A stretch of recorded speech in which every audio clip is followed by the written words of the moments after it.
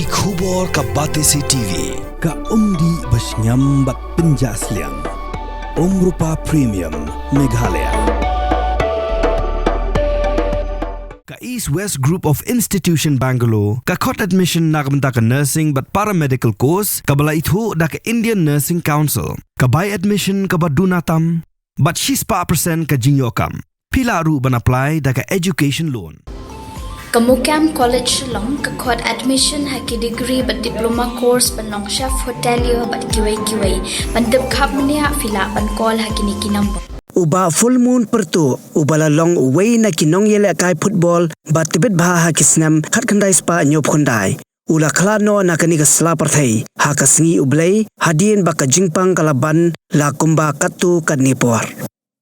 Ya kamet badang sa jong uba Fullmoon ubadai ukurim jong ikong Mona Lisa marbanyang ubala syong lasa ha laumali pelun block 2 Ganesh Das Road on sa pendep ha ka arpau terik ujemang arajar arpsan ha kapor arbaje no singi ha lom jing tep jong ka balang Presbyterian Maukhar ha laumali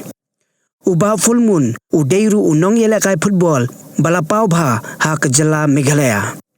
Kumukna School, jong ka St. Anthony's Higher Secondary School Shillong. Uba Fullmoon, ula mikmat yaka school, haki babon kilimpung Nongïalehkai, nadu kisnam kakandai spa nyopupra terter. Ulami madan hausnam baka St. Anthony's kalayora yaka nam ladu haka Pyrtuh kop. Hausnam kakandai spa prapulai, ula yalam yaka kanhun Nongïalehkai jong ka jala Meghalaya. Haka National School Championship balapelong daka School Games Federation of India. Namar ka jing Tbit Nongïalehkai jong ula syajit ban yeshim benta haka selection trial na ka benta ka Indian school team ban lej mikmat yakari India haka 13 Asian School Football Tournament haka bala nyaw kum uway na kinong tap goal ba Tbit tam.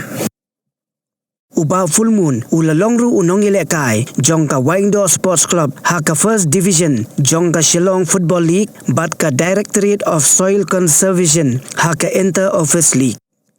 Ula longru udkhot bapura jong ka Shillong 11 ka Meghalaya State Senior Team bat ka Meghalaya Civil Service Team.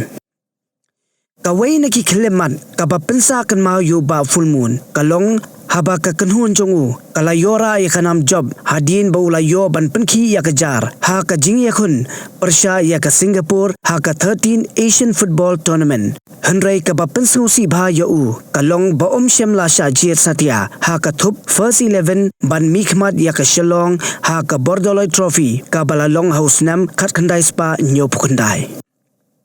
Uba Fullmoon ula ay buram ya ki jingjob jong ya Father George ubala Khladnoh ubala long principal barim jong ka St. Anthony School ya bading rapsang jong ka Blue Max ka balong ka club Nongïalehkai barim bat Master Kabui ubadai coach jong ka St. Anthony's High School ha kitu kisnam